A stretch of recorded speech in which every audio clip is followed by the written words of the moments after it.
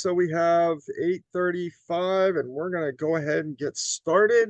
I'm Richard Smith, Calibre Home Inspections, engineer-directed company of 25 plus years, inspecting homes and protecting dreams. So we like to do this 15-minute little question and answers. We're going to see if anybody shows up today, where people are interested. But 8:30 in the morning sometimes rolls around a little early for realtors. But we're out here and we can go through some maintenance tips. Alexis, did you have anything you want to mention? No. As far as like home maintenance tips or scheduling or how to get ready for a home inspection? I've got a question for you. Okay. What seems to be the biggest question that realtors have when they call in? How quickly we can get it done. Okay. Yeah. Okay. Well, that all depends on our volume and the market and everything. So yeah, I usually just tell them when they ask, like, just shoot me a text with the address or call me and I'll be able to let you know, because I can't just say, oh, we can get it done tomorrow or 3 days out, because every day is different. That's right. So. Yeah, we like to try to keep it to possibly the next day, but 2 or 3 days we'd like to keep our schedule to. Mm-hmm. So that's right. And it does really depend on the house. I was caught one time. I said I could do it and it was entirely too big. And I thought, and it was really a 2-time slot inspection. And then sometimes they're so big, it's a 2 people inspection. You got to go out till you find 2 people, 2 inspectors free. So sometimes we really do need the size, age, foundation, and location. And we'll see. And that's the next question is, oh, well, how much does it cost? And then I just talked to them about how our software calculates it based off of the location, the age, foundation type, size of the home. Right. So. Right. But if they're calling and they're in their market area and they've got a house in our market area, then we don't charge anything for travel. It's just a matter of who's on that side of town that day. So good. And then Wednesday morning, I always block out for meetings and catching up on paperwork, business paperwork. So I do have one question that seems to come up a lot during scheduling, specifically in certain areas more than others. But a lot of people are, I guess, undereducated on the fact of the radon, because I have some people like, oh, it's a slab house, I don't need a radon test, or it's a basement home, I don't need a radon test. And I try to inform them, well, we do test on both slabs and basements, and here's the reason why. And then I just kind of redirect them back to a website that they can go in and read on a little bit more, clicking on their county to see. Because, we're not in the business of selling people things that they don't need. So I just tell them, like, do your due diligence. You can add it on at the time of inspection if you'd like. And I'll usually let the inspectors know, hey, they might get a radon test. Make sure you have the equipment needed. Right. So there's a lot of, oh, I don't need it. Yeah, there's probably 3 things I'd like to say about the radon. If you have a crawl space house and it's well vented and the air is flowing through your crawl space and the bottom of the house is sealed up real well, then you probably don't have radon. Now I work with a radon specialist and she does a lot of testing, and she says that she tests a lot of crawl spaces and they come up high every once in a while. They do come up high. Could be other reasons.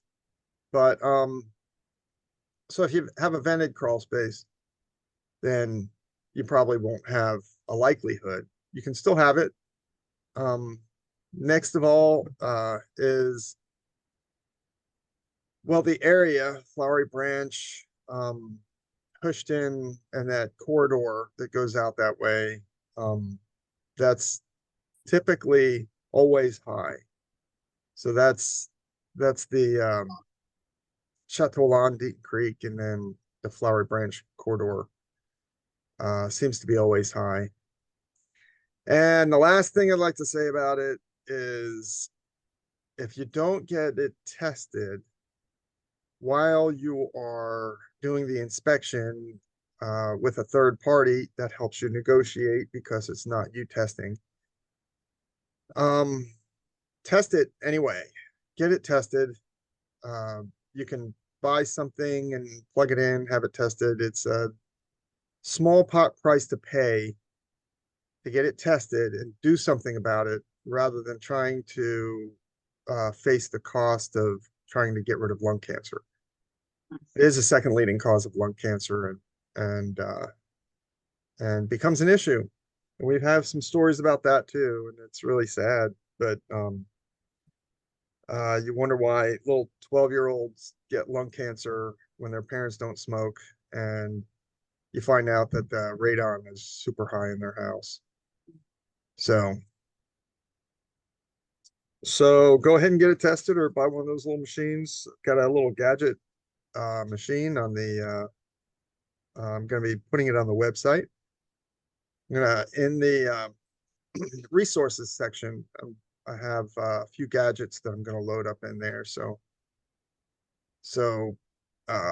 people can help maintain their house, maintain their health, and save their house from water damage, save their refrigerator from losing What a small price to contents. pay to make sure you don't have all the damage. Oh, I I mean, know. I have become a little gadget person. I said, if a crawl space had an automatic fan that would pull air out when it's dry outside, yeah, that'd be great. but like And every inspector that I have met is a gadget guy. Like that's just their personality type. They're gadget people. well, I didn't used to be. I'm really a structure guy, but I hate to see a structure prematurely wear out because of mindless problem, a simple problem that people just don't know about, and that's what we're there to find. Yeah, they don't know about it. I wouldn't have known about it Right. before So, coming into the company. all right. Well, what else do they ask about? What's the next thing that they ask about? The agents Yeah. or the client? Yes. Either or. Oh, I'm sorry, you broke up. Yeah, either or. Okay. Okay. I have a lot of people ask about specifically like water damage and mold testing. And again, I tell them we're not in the business of selling you something that you don't need. You know, our guys keep an eye out. They use their senses to see, hey, you might need a mold test. If you know there's been water damage in the past, it might not hurt to do one if it's on the seller's disclosure. Another question, like the question that I have is, well, can you do one knowing that there has been water damage, but can we test it like on, or can we do it on site? I don't want to add it on until I know for sure. And I Oh, always think right. that's interesting because I know we have the thermal imaging gadget. So that I feel like would be a good indicator on seeing, hey, you might need it if you can't physically see it or smell it. Is that right? Right. Using Well, the just thermal because something imaging. is wet doesn't mean it's moldy. Okay. Uh, the thermal imaging finds temperature differences, and if it's wet, it's usually colder. And that's Hmm. how you, and if it's really an ambient temperature inside and outside, it's very like spring, fall, and it's not cold or not hot outside, and the temperature inside is the same, then even wet areas won't show up on thermal imaging. Hmm. So Okay. what you need to do is turn the temperature up or turn the temperature down inside. and wait a little while. Wait till it heats up on the inside, and then that water won't change temperature. And then you use the thermal imaging, and the wall will get to ambient temperature, and the water will stay to outside temperature. So that's how you find things with thermal imaging. But if what you're looking for is fungal growth, mold growth, staining, evidence of past water damage, usually it's past water damage where it dries out. Hmm. Then the little mold spores actually they get active and they want to go towards water, and their source is drying up. So they'll actually dry up and they'll flake and they'll get airborne. And that's what's in the air. That's what you smell and can taste on old houses and stuff. It's just houses that are old and moldy or had a water damage problem. If you don't dry it up, they say within 48 hours, then the mold starts growing. And then it starts growing, and then the water dissipates, goes away, and the mold spores are there, and they're looking for a water source. So they flake off and they start going airborne, and they search and they get a moist place. Then they'll sit down there and they'll start feeding and growing. And the So problem how with often would you recommend somebody putting a dehumidifier in their house? Is it only for people who've had water problems, or is it good to have, it's period? good to have a dehumidifier on new construction, even Construction. even new Okay. construction slab houses. But basement houses are the worst because they have poured concrete on the slab in the basement and the walls. And concrete is poured with water, so that's drying out and that's off gassing. It's constantly humid in new construction basement. That's why you go down to a new construction home basement, you go, musty down here. Well, it's because it's moist from all of the concrete drying out, and it'll take years to dry out. Um, I'd hate to even say this for everybody who finished their basement right away, but I'd never recommend finishing your basement the first year your house is built. The second year your house is built. Wait at least 2 years. Get that little gap between the the framing for your inside and the concrete wall. Let it dry out. Let that air get back there. And then probably the most moldy place in a house consistently is carpet on a slab, because the concrete is constantly drying out the first couple years. And if it's a basement and you have a water problem underneath the slab, you have moisture pushing up on that slab, and it wicks through concrete slowly, but that's enough to create a moisture. Then you have dust landing on the carpet, and mold grows on the dust, and you vacuum it up. But a lot of people can't vacuum it up well enough. And then you have mold underneath the carpet, you have mold on the carpet.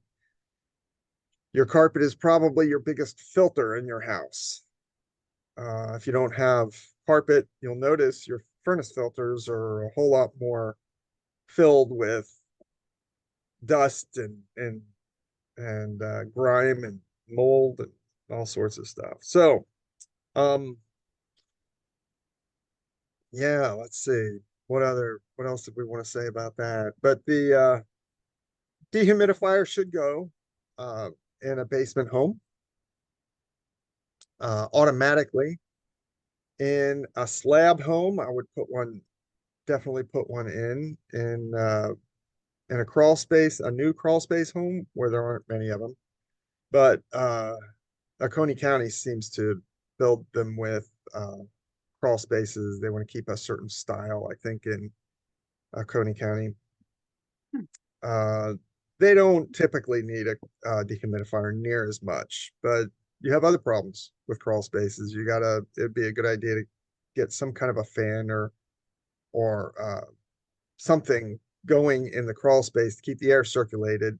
Uh, Mold has a difficult time growing in circulated air. Is that something you can So, just pick up on Amazon if you do have a crawl space on? yeah, if you should have a receptacle in the crawl space where you can plug something in, and you can get there are crawl space vent fans, and they're kind of rectangular fans, has two little like jet engine fans in it. It's kind of neat looking, but you can have them moving through the crawl space. And I would like to, it's a Radio Shack thing. Radio Shack is no longer, but guess I'm dating myself. There is uh, it's a gadget that when it's a humidity switch. This, I was told, could make me $1 million, but someone out there is probably going to make $1 million off it. But when the humidity drops below 50% outside, then you have the fan turn on and pull the dry air through your crawl space to keep your crawl space dry. Oh, that's cool. And if the humidity goes up and it's raining, the fans aren't pulling the humidity in. Yeah. So, But that's not something everybody thinks about. Nobody thinks about their crawl space until there's an issue right, in their crawl space. right. Crawl spaces are harder to inspect. They take longer, so there's a little bit of additional fees added to an inspection. But the problem with the crawl space is some are very difficult to get in, and no one wants to go in there really. And because no one wants to go in there, if you have a little problem, then that problem becomes a real problem. And it becomes a mold problem. And oftentimes you have areas underneath your drains and your bathroom and shower that are open. And all that air out in the crawl space that's getting moldy is actually working its way through the house. That's why you can walk into a house and really sense that mold smell. And it's from the crawl space. Then people spend a fortune encapsulating them. And yes, you can do that, but there are other ways that would be a whole lot cheaper that are almost as good. Not as good, but almost. So I found your humidity. Oh, you can't see it. I found the fan. Oh, you did? I did. Okay. It's on Amazon. Crawl space ventilation fan. Crawl space fan vent with temperature, humidity controller, timing cycle, speed control for 120 bucks. Oh man, that's it. That's it. That's 4 stars. Humidity control. I wonder who the guy that didn't give it a 5-star. I have to Let me look at look. those reviews. Ease of insulation. They say Oh, it's hold on. Why is that? And that's a negative review. They say it's too simple and easy for crawl space. Easy to install. I don't understand why that's a negative. huh. All right. Well, There you cool. go. Yeah, save that link. We're gonna put that on there too. I will. I'll send it. Especially if it has a humidity control. That's very important. Yeah, it's neat. I'm not sure the humidity control would work the way I would want it to work. Because if it's on and the humidity goes up, you want to get the humidity out there. You want to know what the humidity is on the other side of the house, outside, further away. If the humidity control is 10 feet away outside, then I'd say it's a 2 thumbs up. Yeah, I'll send it to you. All right. Well, we've gone, I think, 20 minutes. So that's what we do here. We just talk about things, and please, if you have any questions, feel free to call in at 8:35 on Wednesday morning. Lord willing, we will be here and able and ready to answer any questions you have. So Richard Smith, Calibre Home Inspections, inspecting homes and protecting dreams. Thanks for joining. Bye. Bye.